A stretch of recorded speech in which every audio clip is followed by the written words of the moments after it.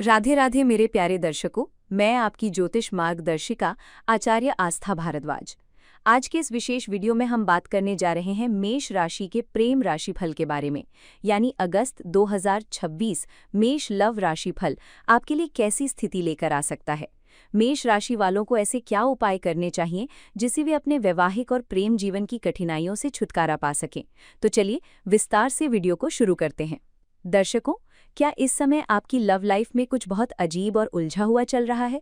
दिल में भावनाओं का सैलाब है, कुछ कहना चाहते हैं पर सामने आते ही शब्द गायब हो जाते हैं, या मन में कोई अनजाना डर है कि कहीं कोई प्यारा सा रिश्ता टूट ना जाए? अगर हाँ, तो अगस्त 2026 का ये महीना आपकी लव लाइफ की पूरी तस्वीर बदलने आ रहा है। इस महीने आपके सामने ग्रहों का एक ऐसा सच आने वाला है जिसे आप चाहकर भी अनदेखा नहीं कर पाएंगे। तो दिल थाम कर बैठिए, क्योंकि जो सच आज मैं आपको बताने जा रही हूँ वो आपके रिश्ते का भविष्य तय करेगा। इस अगस्त में ग्रहों का एक बहुत बड़ा और दुर्लभ खेल होने जा रहा है जिसे समझना आपके लिए बेहद जरूरी है। सप्तमेश शुक्र का छठा भाव, आपके प्रेम और विवाह के स्वामी शुक्रदेव इस महीने नीच राशि में होकर आपके छठे यानी शत्रु भाव में चले गए हैं। ऊपर से उन पर क्रूर मंगल और शनि की सीधी टेढ़ी नजर है। इस अकेले महीने में दो बड़े ग्रहण लगने जा रहे हैं। पहला सूर्य ग्रहण आपके चौथे घर को हिलाएगा और दूसरा चंद्र ग्रहण आपकी इच्छाओं के भाव को। अब बात करते हैं एक तरफा प्यार और इजहार, यानी one sided attraction and confession. यदि आप किसी को पसंद करते हैं और रोज सोचते हैं कि आज तो बोल ही दूंगा या दूंगी, लेकिन उनके सामने आते ही जुबान बंद हो जाती है, तो इसका ज्योतिषीय कारण पंचम भाव में बैठे केतु हैं। केतु का प्रभाव, केतु के कारण आप दिल से बहुत गहराई और तीव्रता के साथ महसूस तो करते हैं, लेकिन शब्द सही समय पर बाहर नहीं आ पाते, और जो आते हैं वो या तो गलत टाइम पर आते हैं या फिर गलत तरीके से यानी उल्टे निकल जाते हैं। 17 अगस्त को जब सूर्यदेव यानी आपके पंचमेश राशि परिवर्तन करके स्वयं के पंचम भाव में प्रवेश करेंगे, तब आपके भीतर गजब का आत्मविश्वास और इच्छा शक्ति लौटेगी। महीनों से दिल में दबी बात को कहने के लिए 17 से 27 अगस्त के बीच का समय सबसे बेहतरीन विंडो है। केतु के प्रभाव के कारण आपका इजहार भले ही बहुत बनावटी या फ्लारी ना हो, लेकिन जो भी होगा वो बिल्कुल सीधा, सच्चा और बेहद असरदार होगा। विशेष चेतावनी, अपनी भावनाओं का इजहार हर हाल में 28 अगस्त से पहले कर लें, क्योंकि 28 अगस्त को चंद्र ग्रहण होने जा रहा है जो मानसिक शांति और भावनाओं को बुरी तरह डिस्टर्ब कर सकता है। अब बात करते हैं सिंगल जातकों के लिए स्थिति। मकर राशि के सिंगल जातकों के लिए अगस्त में नए रिश्तों की योग बहुत मजबूत हैं। मुलाकात के माध्यम, सोशल मीडिया, किसी ऑनलाइन प्लेटफॉर्म, दोस्तों के जरिए या अचानक किसी से आपकी मुलाकात हो सकती है। ये नया रिश्ता आपको शुरुआत में बेहद शानदार लगेगा। राहु का मायाजाल, चूंकि राहु आपके 11वें भाव यानी सोशल सर्कल में बैठकर भ्रम यानी इल्यूजन पैदा कर रहे हैं, इसलिए जो बहुत सुंदर दिख रहा है उसे अच्छे से परखना बेहद जरूरी है। ऑनलाइन प्रोफाइल देखकर या पहली ही मुलाकात में उसे अपना सोलमेट मान लेने की भूल ना करें। नीच के शुक्र के कारण इसमें कुछ गुप्त परेशानियां या हिडन कॉम्प्लिकेशंस हो सकते हैं, जो बाद में चलकर आपके लिए बड़ा सिरदर्द यानी ऑनगोइंग हेडेक बन सकते हैं। रिश्ते में बहने से पहले थोड़ा ठहरें। अब बात करते हैं कमिटेड कपल्स के लिए। कमिटेड कपल्स के लिए अगस्त का महीना एक आईने की तरह काम करेगा, और आईना हमेशा कंफर्टेबल नहीं होता। अहंकार और लॉजिक से बचें। आपके तीसरे भाव में मंगल और बुध की युति आपको बेहद तार्किकवादी यानी आर्ग्यूमेंटेटिव और शार्प बनाएगी। आपके पास लॉजिक्स की कमी नहीं होगी और आपको लगेगा कि केवल मैं ही सही हूँ। अपनी तीखी वाणी के कारण आप बहस तो जीत जाएंगे, लेकिन याद रखिएगा कि आप रिश्ता हार सकते हैं। बढ़ती दूरियां, शनिदेव के वक्री होने और सप्तमेश पर उनकी दृष्टि के कारण आप दोनों के बीच एक अनकही इमोशनल दूरी यानी ठंडक आ सकती है। आप दोनों एक ही घर में होकर भी अलग अलग दुनिया में जी रहे होंगे। रूटीन चलता रहेगा पर वार्मथ गायब रहेगी।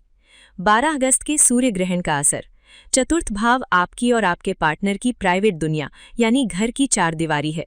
12 अगस्त के सूर्य ग्रहण के आसपास कोई पुराना छुपा हुआ सच, फाइनेंशियल डिस्प्यूट या पारिवारिक विवाद अचानक सतह पर आ सकता है।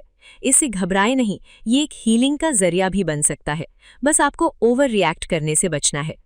28 अगस्त के चंद्र ग्रहण की चेतावनी, इस दौरान किसी बाहरी व्यक्ति, कॉमन फ्रेंड की बातों, सोशल मीडिया पोस्ट या स्क्रीनशॉट के कारण आपके रिश्ते में दरार आ सकती है। तीसरे व्यक्ति की राय पर अपने रिश्ते का फैसला बिल्कुल ना करें, क्योंकि राहु चंद्र जो दिखाते हैं वो केवल आधा सच होता है। अब बात करते हैं वैवाहिक जीवन। विवाहित जातकों के लिए ये महीना काफी संभल कर चलने का है। 3 मुख्य चुनौतियां।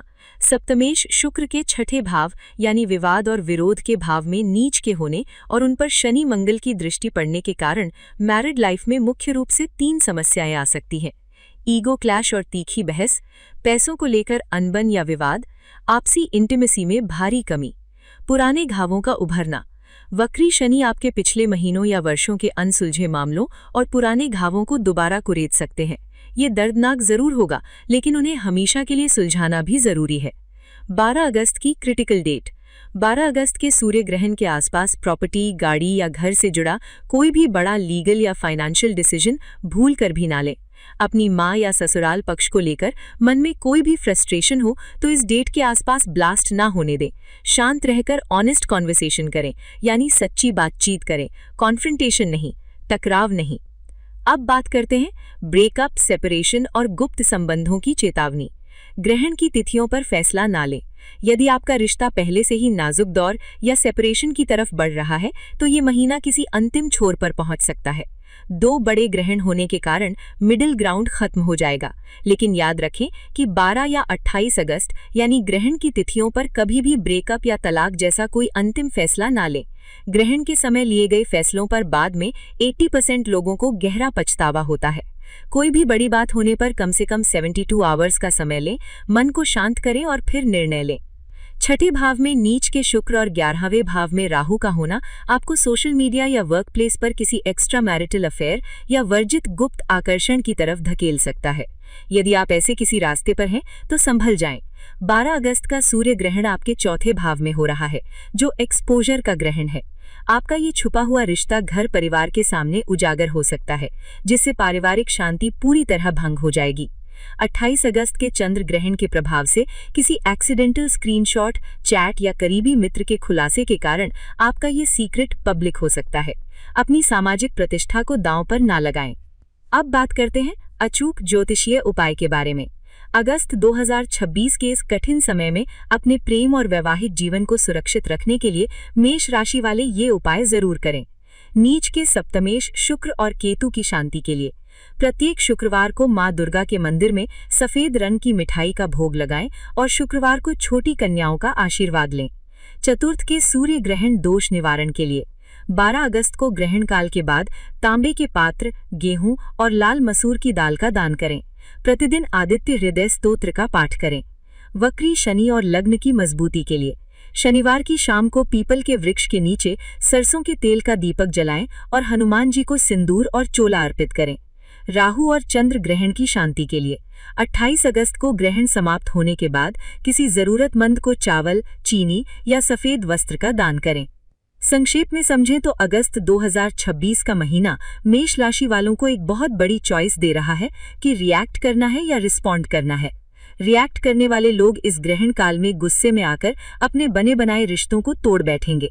नीच के शुक्र की वजह से केवल अपनी बात ऊपर रखने की कोशिश करेंगे और महीने के अंत में उनके हाथ कुछ नहीं लगेगा।